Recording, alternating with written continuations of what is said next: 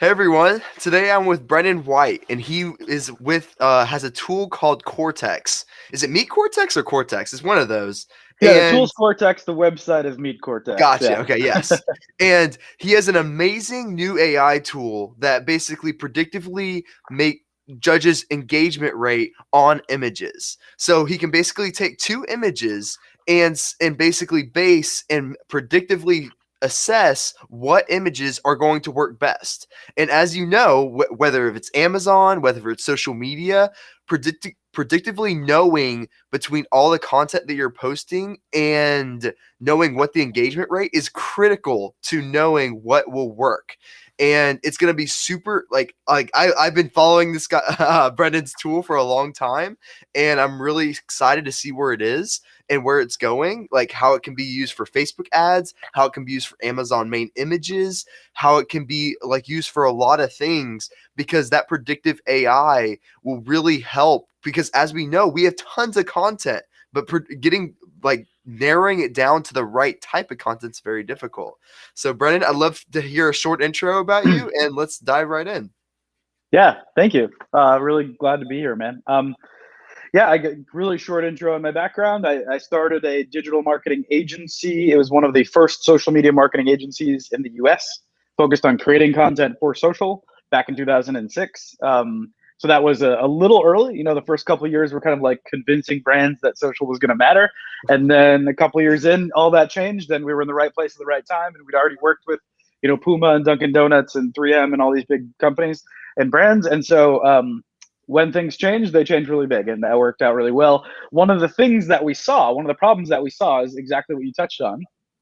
For every company, whether it was Marriott, this big high-end luxury brands at Marriott, or whether it's Post-it notes, or it didn't matter what space they were in, creating content was the problem, and it was entirely based on opinions and guessing, right? And whether Yeah. you're doing e-commerce, you're trying to put heads in beds like Marriott, whether you're an e-commerce company on Amazon or something, or whether you're just doing pure branding stuff, they were spending tons of money, tons of time, tons of exasperation, lots of social problems between the agency and the brand, lots of social problems internally.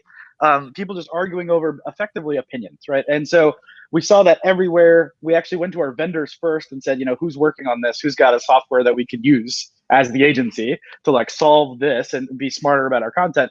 And everyone said, we're not working on that. We're not even sure how you do that, right? And Yeah. so we're kind of left with like, okay, do we just like throw up our hands and wing it like everyone's been doing, or do we try to solve it? Yeah. And we got connected to some people who are in the machine learning community, and it like just happened to work out really well that that's the right solution for this problem. And so what Cortex does to kind of put a kind of rehash what you did in a little different light is everyone spends a ton of time, a ton of money, et cetera, on content. And even if they don't spend a ton of money making the content, they're leaving a lot on the table if they're just kind of guessing with something and optimizing there. Starting where your audience wants, right? And optimizing in the best possible location with the best possible type of content is really the best thing to do. It can improve performance by upwards of hundreds of a percent. And so with our customers, we sell to, Toyota uses us, Marriott uses us, Mondelez for Oreo cookies uses us, L'Oreal uses us, all these big brands, but also all these tiny companies, just one-off e-commerce resellers on Amazon, just anybody that cares about performing well and having a visual of any type, whether it's photos or videos, kind of driving that. So that's a bit long-winded, but that's what we do. That's great. That's great. And another thing, your tool has the ability to skip a lot of testing that can be done. For example, we do a lot of A/B testing to like figure out what works and what may not work. And you can really have a huge advantage of skipping all that and just using the AI to predictively know what's going to work and skip all that testing that can be done, and that would save people a lot of time, especially with all these things that are going on and all these changes within marketing. A lot of Yeah. time and a lot of money. Yeah. And I think you hit on one of the two main value props. One is you're going to do this testing anyway if you're trying to optimize. And this saves you all that time and all that money. That's great. But actually, one of the bigger parts is you're only likely going to test the couple of concepts that you have, right? If you have a shot of the product or a shot of a lifestyle, a guy holding the product, right? Yeah. Or you have a shot of something else, right? A girl holding the product, right? Those are your tests. Your tests are already made for you, right? Whereas if you could know before you ordered that content and before you took those shots yourself, whatever your process is, if you could know what shots to go get based on what your audience wants in the first place, you might be running tests with other things that you would not be running tests with now, right? And Yeah. those are the things that are going to perform best. At least, you could get lucky, right? Maybe maybe the content you have now is the perfect content. Who knows?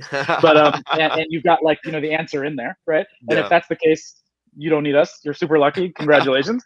But most people, they kind of go to war with the weapons that they have, and they pick the best one, and they try to quickly ascertain what the best one is. But if they can get a better weapon, if they can figure out with effectively no cost, very little effort, and no time, exactly what they should have to optimize, that's another huge value prop. It's not just, here's two photos, which one's better, right? Which is True. important. But it's also, if we're going to go get more photos, what photos do we get? Yeah, and that can help the optimization process go further along even faster. That's right. And another thing that would be super valuable is just like the way your tool works and everything else. Like what I find also fascinating, your video content, from what I understand, is very like it understands concepts. Like if someone's talking about a certain topic, it'll be able to distinguish with other types of topics. So not only is it going to know the difference between, like, say if you have the same video of me talking, for example, but I'm talking about two different things, a normal video would like just say, oh, like it's the same person, like there's not much optimization, but it might be able to understand like the titles that I put of concepts on top of the video, or anything else that will help that engagement rate. And that's what's super valuable and like a whole other deeper level of analysis, which will really help a lot of people. You're exactly right. It's not only concepts, like you said, but it's also visual concepts, right? So I think the average person, especially the average marketer, kind of gets that today, fully understands that machine learning can identify objects, right? I have a baseball right here. Yeah. Machine learning, it will be pretty accurate at knowing that this is a baseball, right? Mhm. But knowing that I'm not a baseball player, right? I'm a guy holding a baseball, right? That's different, right? Yeah. That's something that machine learning doesn't, off the shelf, Google just image recognition does not really get, right? It says, man and baseball, therefore probably baseball player, things like that. Or knowing that, combining things. So for example, in our software, oftentimes the taste, it tells you that some of the things that make the biggest difference are not, do I have my coffee in a mug or like a styrofoam cup? It's, do I have it in a mug at a certain angle with a certain color background or something, right? It's a weird combination of things that maybe you wouldn't have thought. And there's really no way for you to know in advance to test that exact combo. But by looking at everything that's out there in the entire history of the internet and looking at your audience and saying, this audience, is more likely to click or more likely to engage with this exact type of content, it gets at these kind of amorphous middle ideas, like concepts like you're talking about, which is much more, much more complex. And I think the average person's not really thinking about that or even aware that that's possible. But that's actually how, the consumers are thinking, right? They're seeing somebody having a good time, right? That's a concept. Really, Yeah. what they're seeing is like a smile on their face and a coffee mug or like a can of Coke or something, right? But like that to them means somebody's having fun, right? And so the software needs to understand that too. And so that's a big thing that Cortex does. It doesn't just look in, ingredients. It looks at the meal and it says, okay, this person prefers Chinese food over sushi, right, or something, and therefore all of these things that are sushi are likely to do better. And it understands those abstract concepts. And that's one of the big breakthroughs technologically that Cortex that we did, is that's required to actually make these recommendations, right? You can't really see as much impact just by recommending based on the objects. Yeah, that's great. That's great. I love to dive in and show some, like, basically some your slide deck of some optimizations that businesses can do, because it really opens an avenue of some potential optimizations that people don't even think about. Like go. I want to share the one that you pulled up recently. Like just the difference between an image like angle is really fascinating to me, and Want me to I pull think that that up could and really go a show? long way. Do you want me to pull up and share my Yeah. screen and Yep. show the actual examples? There we go. If you can share it. Yeah. There you go. Okay. So I'm gonna add it. There you go. Awesome. So so yeah, that's exactly the one. So I just so everyone knows, I pulled this together in 30 seconds while we are talking beforehand. So if they go to meetcortex.com at some point, there's actually a lot of prepackaged, beautiful examples. In some cases by your industry, and in some cases you can actually do a trial for yourself. So that'll be better. But in terms of just getting the concept across, I threw some examples together. Again, what Cortex does, it's a software platform. You can log in. It's really easy. You can point it at your entire industry, or just looking at a tight set of competitors, or just yourself. So you can learn based on all those different groups. You can slice by geography, right? I only want to sell this region at the moment or something. And that content, the tastes of that audience will be different, right? So getting the insights is important. So as you can see here, the way you kind of read this is Cortex finds all these combinations and insights for you once you've pointed it at something like we just talked about. So in this case, we were looking at the entire coffee industry for one of our customers. And if you look at the coffee industry, one of the trends that Cortex finds by itself automatically is something like this, that's showing specifically coffee mugs at a downward angle, right? So the camera is kind of above the coffee mug in some capacity. It decreases engagement by 14%, right? So that's one discrete insight. And using Cortex doing an analysis, you'll get dozens or hundreds of these. But so just to talk about what you were talking about, this is kind of exactly, I think, a really good example of like, okay, so you're trying to sell coffee online. One of the questions you probably have is, do I show beans or do I show mugs, right? One question is, if I show mugs, do I show it, how do I shoot the mug, right? Do I show people having a great time or do I show the product, right? There's all these different questions that you probably, or at least should be thinking about. And as you can see, just there's huge differences just by, putting the camera in a certain position or choosing mug over cup or mug over beans or something like that. And that's, of course, below the median. That's like, negative impact against kind of the average piece of content. So that means actually there'll be some insights above the median that might have 10 or 20 or 50% lift. And then if you look at the delta, say, well, before I was choosing this one, mugs at a downward angle, and now I can be choosing these other things, that's a 70 percent lift just by making that one change. And of course, you can do this data not just on where the camera is, but also the colors in the image. One thing I pulled out getting before here was in that same industry in coffee, this exact color, this exact hex code here, fire brick, kind of red, does 8% lift over the median, compared to a slightly darker red here was negative 2%, right? And so even though those two colors look very, very close, right? To me, I'm like mildly colorblind actually, so they actually look quite close to me. I'm colorblind also. I'm right there with you. Good. Yeah, I was gonna say this one's a little bit darker, I think, for what people tell me, but that's a 10% delta, right? Just by changing the color saturation and the colors you use, right? So whether that's changing your product or changing the background, or in this case, changing the donut color, or changing the background behind the text in this Happy Thanksgiving message. And so all of those choices, whether it's how we crop the image, whether it's the colors, whether it's where's the camera, whether it's what's in the image, all of those things contribute, of course, to the conversion rates. And getting those right is really important.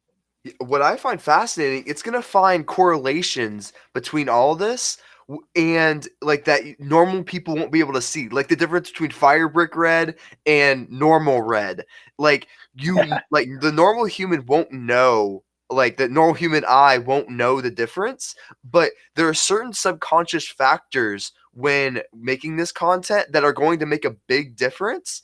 And that could really like make a big difference on the way you design your content, that your AI will be able to see that the human eye won't. So it's really learning. That's why probably I like it so much. It's all you're learning the subconscious factors of why people look at certain things, which I love. It's so fascinating to me why certain people like certain things.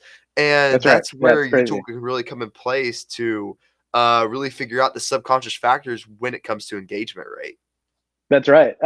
If you're cool with it, I'll switch to hair care products and show you a couple more just to give people more examples. Does that sound cool? Yeah, that's great. Awesome. So yeah, just to make sure people understand, it's not obviously not limited to coffee, not limited to any industry. But one of our customers is Cal. They're a big hair care product company, or they're a big cosmetics company in general.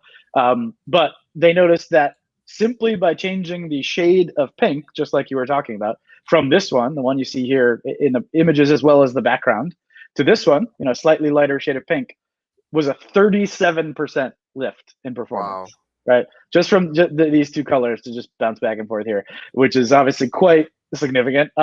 Similarly, they found that just by cropping the same exact images slightly differently, in this case, it's representing the fact that it would be a horizontal portrait versus landscape, but was a 44% increase in lift. So not even changing the photo, just cropping it differently. And then the final one I pulled out right before we jumped on the call was that for product shots in their space, having the product on a wooden background, rather have a product on a wooden background, increased performance by 50%. So even if it's the same product, even if it was the same layout, they have two products both lying flat, one of them would be on wood, one of them would be on white or blue or something. 50% increase in performance if the background was wooden. And so it's just things like that people are probably thinking about anyway. But it makes a giant difference. And if you combine the right cropping and the right content with the right colors, right now we're talking about huge increases in performance, and of course to the bottom line. Yeah. Yeah, like that's really fascinating. Like those are things that you would just never know to eventually test or to it's really hard to judge and do that A/B test and like calculate it all out, and that's really great that you already have that. My question is, did your tool know to test that color, or did you randomly test that color and then the tool figured out the result? The tool is looking because it doesn't have the limitations that a human might have, where it's got time limitations or something, right? It's literally looking at every color that it can see, and it's looking for first of all an amount of data that matters, right? If it only let's say it sees thousands of colors, but let's say a certain shade of green only appears once, right? That's not really significant enough for it to draw any conclusions, so it kind of throws that out. But if it sees firebrick red 100 times or 1,000 times, and it noticed that firebrick red does 10% better than regular red or whatever that name for that one was, that's something you should hear about, right? So it's doing all of that on all of the boundaries of its own capabilities from data. And because it's a machine, it can do that at an insane scale, right? So it's hard for us to imagine running a test with every color, Yeah. right? And Yeah. comparing red and comparing whatever. But for Uh-huh. it's no big thing, right? It just says, okay, I've got X thousand colors I can choose from. I've got X thousand ones with enough data. Here are the ones that move the needle the most, and it delivers them to you, right? So it doesn't need to invent a test necessarily. It's looking for, there's a type of machine learning called unsupervised machine learning, and one of the categories of that is good at finding clusters of data. So you kind of like process everything. You understand how many instances of firebrick red are, how many instances of products on their side or wooden backgrounds there are, and it's looking at all of those features, and it pulls out the combinations and it just hands them to you. So you don't have to you don't have to come up with any of those tests. You just say, I want to know what the audience in this world, this channel or this geography likes, right? And that's all you need to know. Is like, I'm interested in Instagram, or I'm interested in Amazon, or I'm interested in Japan, or whatever. You tell Cortex that, and Cortex does the rest. That's great. That's great. What is the process of, like, for example, if you're a Facebook advertiser, what is the process of setting up Cortex to make it where it starts seeing valuable insights that the normal human person won't be able to figure out? Well, it's cool. We already track over 50 billion, we have 500 billion images and videos in our database already, right? So we come to the table with a lot of data, and we're already tracking 50,000 brands and products. And tracking meaning like we're pulling everything that they share publicly, like on social and their website. We're pulling all that data. So on day one, you walk up to meetcortex.com. You've never heard of us till just now. We already have more data than you ever probably want about your industry. When you sign up, of course, you say, this is me, this brand or these products are me. These are my how I view my world. These are my competitors that I care about, right? You kind of tell us almost like social stuff, how you view the world. And then Cortex can understand and speak to you in your language, right? Then Cortex can say, okay, when I look at everybody in the cosmetic space, I'll give you an industry report about everything. Then I know you specifically care about these 5 companies. So this is the difference within these 5 companies. These guys do it differently. They might, focus more on one thing or the other. And then you say, okay, this is what you've been doing and how you can improve. And so it kind of gives you those pre-made concepts, you and competitors and industry. It also can look at influencers, right? If you're like care about influencers, you can actually focus just on influencers. There's a lot of specializations, but in terms of getting started, it's super easy, right? You just have to communicate to Cortex, this is the company that I represent, the industry I'm in. You kind of you give Cortex a way to think about you, and then it can start delivering insights. Then, of course, if you want to plug in, your Facebook Ads Manager, you can actually give us some of your data, and we can even do more stuff. We can even get even a level deeper. But on day one, you don't have to give us anything. You just need to tell us who you are, tell us who you're interested in learning about, that kind of thing. And Cortex can begin processing just those insights, just like we saw, just can show up in your account. What I find fascinating, not only do you analyze the current account that's being handled, but you're also analyzing competitors at the same time. That's right. super fascinating because normally people go off of what their own strategies are of things that they have tested, but your tool can also analyze things that your competitors have tested that you may not know what work or not. So that's actually right. really fascinating because I see a lot of Amazon or like a lot of competitors and a lot of clients that don't analyze their competitors, making it where they don't see what tests they're running, so that way they That's right. can go a further step of optimization. But what's cool is your tool can analyze the competitors and you can see the potential growth off those certain optimizations, making it where you can perform even better and see what tests they have done, and that way you can bring it into your strategy as well. That's what's really cool. Yeah, that's really cool. And from a machine learning perspective, that's almost required, right? Because some people, a lot of people have enough data to find, dozens of valuable insights about them. They've posted lots of content. They've tried several things, right? But no brand, even the big ones, have tried everything. And no brand has tried even remotely close to the permutations of everything, right? Like maybe you've tried a dozen, you're a big, huge global brand. You've tried hundreds of different looking people. You've tried almost every camera angle, right? That sounds like a really good data set. But actually, when you start getting in the combinations and the permutations of, camera at this angle, guy with red beard, right, or guy in leather jacket, right? All of a sudden, the data set shrinks very quickly. So the more companies you can track, and the bigger the data set is. All of a sudden, if we're tracking you and your 10 closest competitors, then our data set is 10 times the size. So we can find maybe it's not just dozens of insights, maybe we can find hundreds of insights, right? Because what you really want is you need enough examples of something occurring such that the software has confidence that this will happen a certain way, right? So by increasing the data set size and looking at your competitors, all these different things, not only you're getting insights about a competitor, which is cool, right? Knowing how they're succeeding and things you can learn from, but it's also you're getting a layer deeper as well. So it's a really important. And early on we realized it's not just enough to just look at me, because if I've only tried 5 things, then I can only tell you, it's combinations of 5 things. Whereas if in our whole industry or even in a close comp set, there will be literally hundreds or perhaps thousands of different combinations that have significance on performance. And what I find fascinating also is that you're able not to only to analyze just like everybody in the world, like to see what the engagement rate is, you also design it to the demographic of what the people are and how they are. Because marketing to someone from Boston that's a female that's over 55 is completely different than someone from Texas, and all these other demographics and everything else. So that's really That's right. fascinating and really important when it comes to that engagement rate, that you're not doing it just from everyone's perspective, but from that your particular audience as well is super valuable to know what that engagement rate is for that specific audience. That's right. Yeah, you wouldn't believe there's so many situations where we have a giant beer brand as a customer, global beer brand. They because they're global, they operate in a lot of countries that are soccer fanatics, right? Obviously, the U.S. not quite as soccer fanatic as some other countries, but they were sponsoring a lot of soccer games And so they had their logo everywhere. They had lots of content from soccer games. They also sponsor music concerts and rock concerts. And so they had a lot of content of both.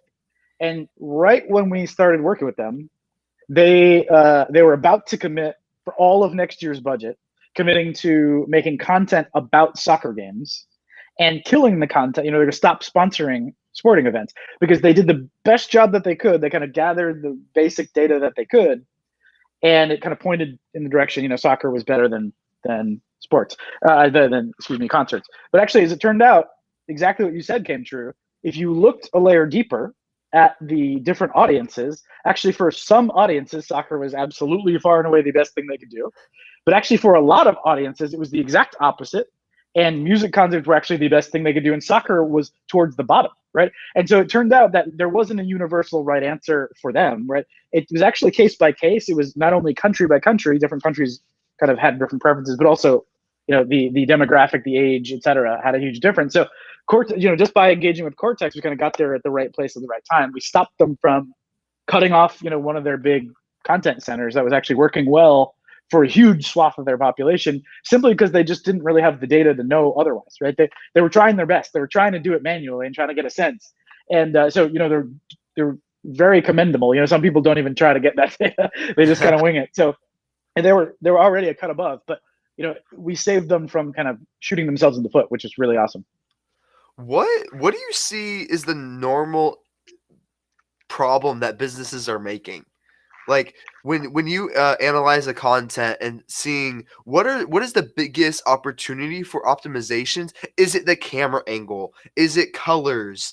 What category of optimizations do you see that most businesses have the most opportunity in? Is it color? Is it camera angle? Is it like anything? What do you see as the biggest opportunity for businesses?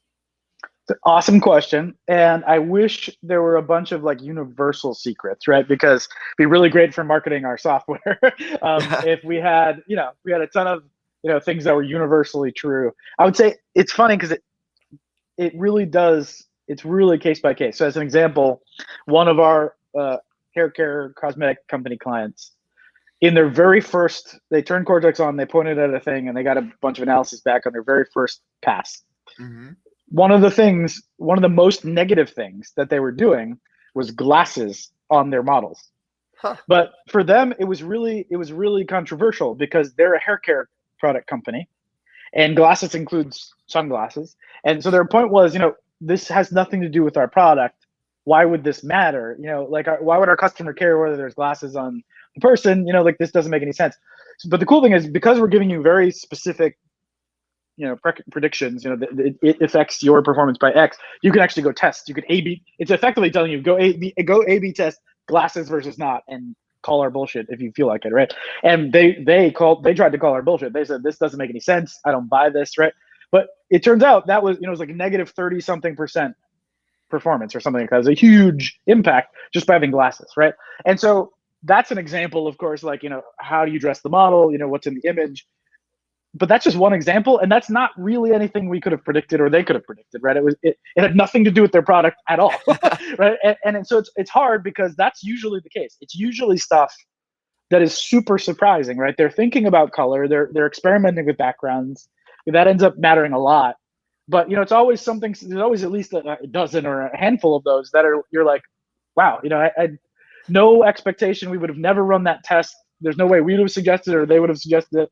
It just turns out that something about in their case, glasses on their models made people not like the content, right? And so that's one of those things where like, okay, then that's a rabbit hole. They can then go A/B test more things. They can point Cortex at just glass. They can go deeper down that rabbit hole. But that's kind of the example. Like they wouldn't have known. And so to answer your question, I'd say the biggest kind of low hanging fruit is everyone has those, right? Whatever industry you're in, whatever product you're selling, there's dozens of those, and you don't know them until you know them. And I don't know them. No one knows them, right? Yeah. It's like there's all these biases that we have, and we don't really get it.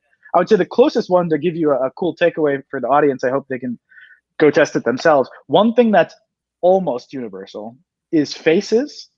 The closer the face is to the camera, the worse it performs, and the more the more forward looking, the worse it performs. The more the person looks at the camera, the worse it performs, almost universally, except celebrities. Celebrities perform better the more they look at the camera. But so, for example, if you have an option where you're selling the can of Coke or the McDonald's thing, this photo is worse than this photo. For What? example, it's probably worse than this photo with me completely out of it. And we don't know why. Cortex doesn't get into like the psychology. It doesn't know Huh. why people feel that way, but it can conclusively prove that they do feel that way, and then you can go test it. And so I would say, free tip for everyone listening: try that. Right? It might not work with you, but it's almost universally true. I think it has something to do with strangers, right? Like we don't know the average model. You don't know who that person is, and so if they're kind of looking at you, or you see their face and you confirm that you don't know them, I bet that's what's happening. It's like a stranger danger reaction, but to be honest, we don't really know. It was just like pretty universally true that even if like the hair is like you get a long haired model, if their hair is covering their face, that tends to do better than their hair, uncovering their face. So I'd say for anyone listening that's in that case, they can take that one to the bank, give it a try, see if it works for them. I bet that would change if the person was recognized. Like, I bet like That's right. at a first interaction basis, them looking would be changed. But then I'd be interested if that person like was constantly posting and they see that person over and over, that content, that engagement rate starts to change because then that person is now recognized at that point. I'd be interested in that. But That's right. that is fascinating, though. That is very fascinating. I completely suspect you're right. And the reason we think you're right, or the data we've seen, is that celebrities do well, right? And celebrities we're effectively defining as like people we all can point at and say the name of, right? So I think that's probably why. And I think that's why an influencer or a YouTuber or something, they're actually would be in that celebrity category in this case.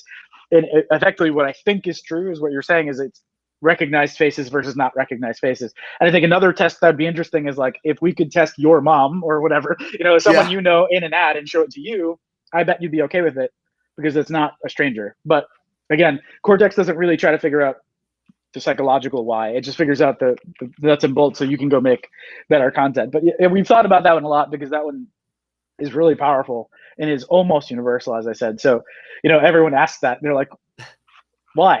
Yeah. Probably because it's a stranger, but I actually have no idea.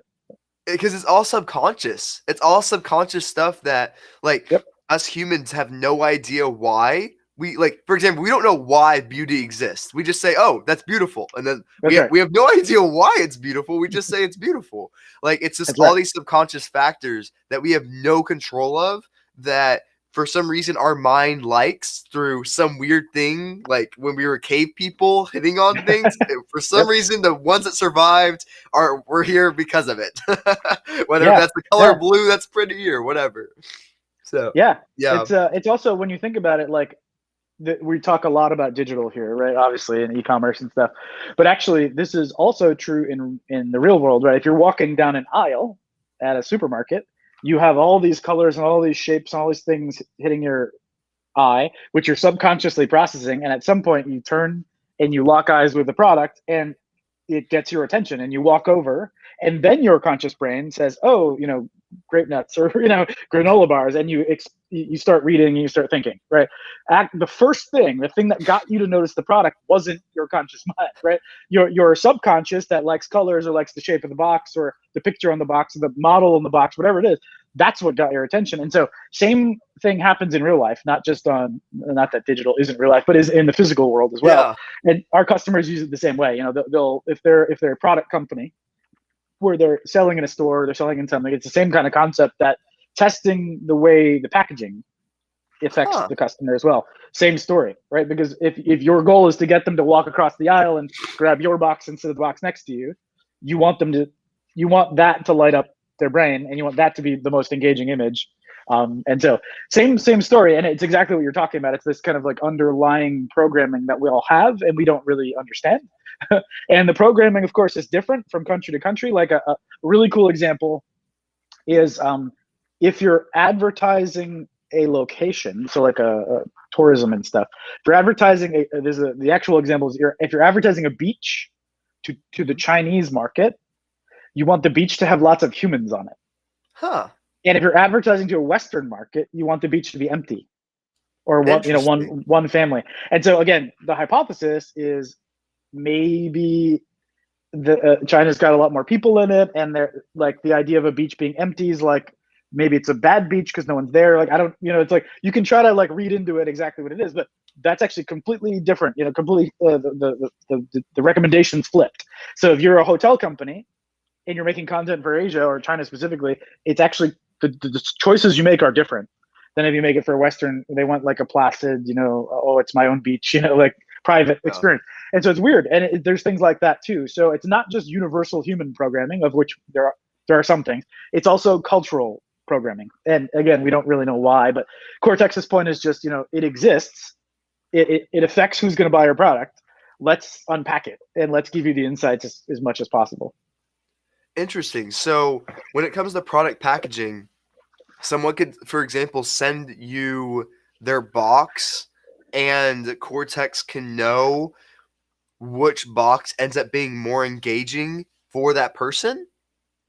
Similarly, yeah. What they do is they take all the ingredients that we went through a few of them there, and they apply that, and then they do various options, and Cortex can predict, right? So for example, you already know from the stuff we just saw that Firebrick Red is better than regular red and 1,000 other color choices. You might apply those in a box and make a few options.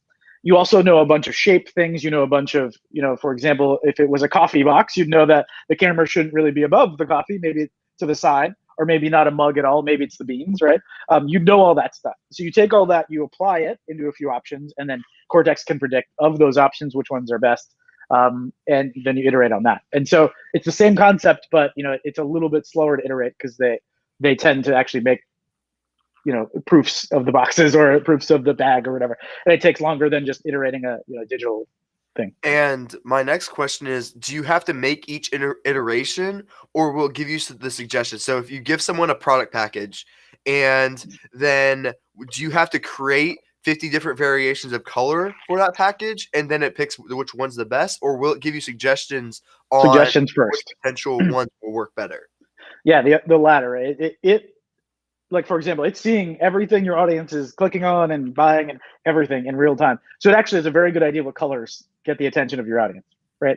And so rather than it needing to see the box and having you to create the box, it actually says, okay, use these 5 colors. These are the best colors your audience likes. Start there, right? And it saves you a ton of time. And even beyond time, you might not have ever guessed teal should be included in your box, right? And it doesn't have to be, there's brand standards, and you have to include this certain kind of red or this certain kind of blue because that's like your brand. But you have a lot of control over the accent colors, the colors in the image, if the text is going to be a color. Right? All of that is effectively some designer somewhere is making a choice, right? So that's the stuff that they can easily change. Obviously, they could change their brand colors, but that would be a much longer discussion.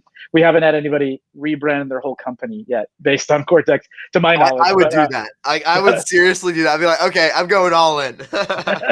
Yeah, I think it's coming. We're talking to people about it. Are you able to choose what?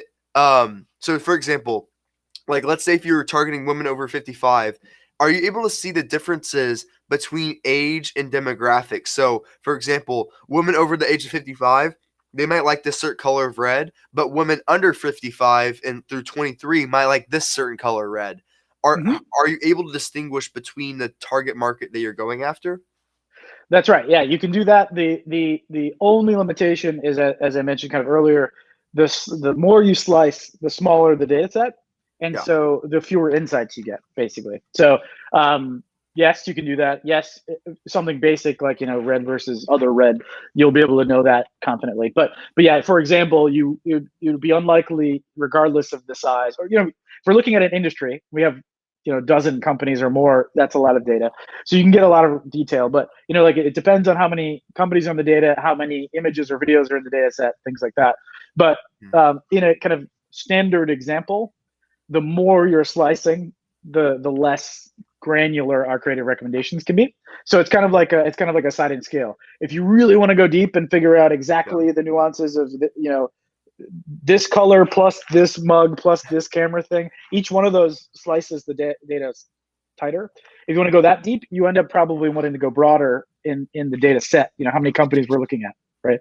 Versus if you really, really want to know, this group of women versus this group of women, it'd be easier if you kept it to, color, for example. This is one thing. Or, mugs or no mugs, right? Like, or Yeah. beans or no beans, or, camera angle only, right? And then you'd have be more likely to have really confident data about that. It's when you combine them both that, Cortex will have seen only a few examples, probably even in human history, or the past 5 years of that industry posting in that way. So it would have less to go on. It still might make a recommendation. Cortex does tell you how confident it is. So actually, you can kind of like pick how confident you want to hear. You can say, I just want to hear the things it's like sure about, or you can say like, give me the things it's not so sure about. Let me decide, or run a test or something. And it's kind of up to you. But so Cortex might have a few data points and say, data looks like it's like this, but we're at medium confidence. We're not sure. And so that's how our kind of like really good users use us. They'll say, they'll kind of think about stuff as like tried and true. This is true. This is proven already. It's almost like, it's like running science experiments for you, right? It's like, Yeah. this is proven because we have a lot of data backing it up. And this is stuff that we did one study that claimed that carbohydrates cause cancer or something, right? But we're not really sure about that, right? Yeah. And it's the same kind of a concept where it's like, you can then go delving into the new studies and run some studies of your own, or make Cortex look there harder and get more confident, or you can Cortex kind of gives you that option. Yeah, what you said, I think that could really benefit every single Amazon seller. For example, an Amazon seller could literally give you a product image of like a product rendering to see what product packaging they want, and then your AI could predict if which product packaging will be best, because right now it's a huge investment. They have to actually create the product, and they basically have to assume that everyone's going to love the packaging in their target market. That's And right. as you know, it's extremely important to have that, because that's your main image on Amazon. That's your face of the product, is It's your your face. product packaging.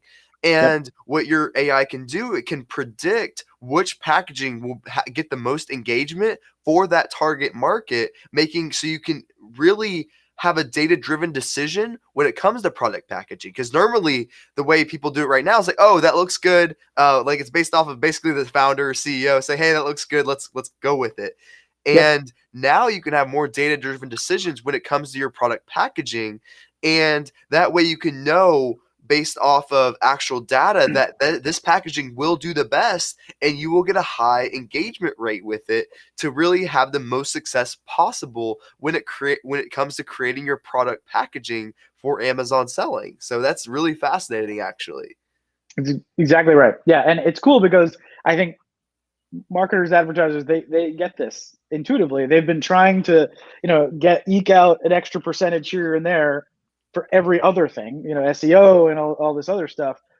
Now, because we're using a dispassionate third party who sees colors perfectly, like you said, Yeah. is super reliable in all these ways that humans aren't really reliable, and super scalable, right? Can look at all the colors at kind of any scale very quickly. It can allow people to optimize for this big unoptimized, juicy piece where they can go optimize again. I think marketers have been so good about optimizing everything that they can. This is every creative choice is a big potential place to optimize. As you said, the packaging, but also the images, also where the camera is, right? All these things that we're doing are potential places to optimize. And so, that's ultimately the name of the game is, right? Can I spend less money and make more money on the back end, right? Can I make it Yeah. easier, or can I save time doing what I do better, right? And so that's ultimately what it's all about. I think Cortex is really advanced. It's the only company that does this currently, but I think there's still, in the next 5 years, we're going to see this advance even much further, right? What we can do right now, I feel like just scratches the surface of what's possible. And that's already, as we've heard, like, dozens of percent or sometimes more, hundreds of percent increase in performance, which is a game changer for anyone trying to sell on Amazon, or even trying to put heads in beds on kayak.com or whatever. Yeah. And it comes down to, we're all trying to capture customer attention. That is the goal right now. We are trying to capture the customer attention and get the most engagement possible so they can pay attention to our brand rather than something else. And That's right. it's so important to constantly push and test to get more engagement, and it's vital because like whatever you are not testing, your competitors are. So constantly testing what works on your main images, on your social media, no matter what it is, you have to constantly test and optimize your creative so that way it can always be better, and that way you can continue to get better results from it. So it's super important that every business is always testing and optimizing their content no matter where they go. That's exactly right. Yep. Yep. It's like taking the things we've all learned over the past 10, 15 years and just applying it to everything, right? Rather than saying, oh, creativity is this special area where we kind of bullshit ourselves, right? We Yeah. kind of have to apply the same rigor to that we've been applying everywhere else. Yeah, I totally agree. Um, and like when it comes down to it, engagement and attention are everything. And the goal is to learn how your customer thinks. What are some other ways that you can share that really captures the customer attention? I know you did share about like there's no other broad there's not very much general content or anything else. Is there anything else that you can share that really captures customers' attention when it comes to engagement rate? Yeah, I would say, for example, there's also channel specific ones. So on Instagram, it used to only be able to share a square photo, right? And now you can crop it lots of different ways. Interestingly enough, the more portrait, so the kind of more, the shorter and wider, the better on average. Again, this is not truly universal. Your users should test. The audience should test for themselves. But that's another one of those that is almost universally true. That you might think that since it was started with a square and everyone kind of sees it as a square at first on their thing, they'd think it maybe squares are the best. Almost universally not, and vertical ones almost universally much worse. And that's a simple thing that everyone can, regardless of what industry you're in, cropping your content correctly actually, as we just saw in a couple examples, can make a huge difference, right?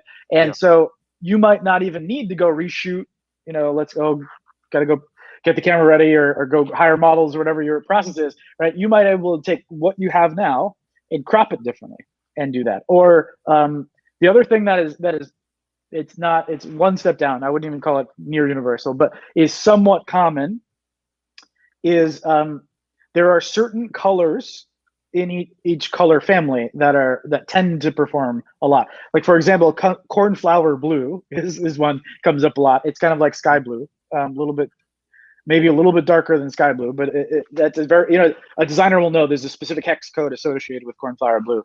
That tends to do very, very well. Something about, just I guess the way the color hits our eyes or something, but that in the blue family, in the light blue family, that's a good choice in general. But again, some companies it's not, it depends, but there's a lot of those types of things where, beyond that, you really want to use a cortex type software for yourself, right? You want to see, okay, for my audience, this exact shade of purple, this exact shade of blue, this exact shade of yellow, let's use those for us because that's what people like, or let's use them in this combination because that's what they like. But I would say, for example, cornflower blue is a very popular blue, and it crushes it a lot. And it's one of those things where like, it probably, as you said earlier, probably something to do with like people who saw that blue and liked it, didn't get eaten by bears or something. There's like some historical thing that we don't know. Yeah. But, it's there, and there's a few of those. But I would say it's actually one of the big surprising things working on Cortex, building Cortex, was that we thought there'd be more universality. Like, oh, here are the 10 things everyone should do. Besides the face thing, like the face thing is by far the most common. Everything else is custom, right? Even within your audience, from one channel to another, they'll have different preferences. So, it gets pretty specific. So being able to just decode that and make it automatic for you is, really important. Cool. Yeah, that's really valuable. Is there anything else that you want to share about your tool or anything else before we sign off?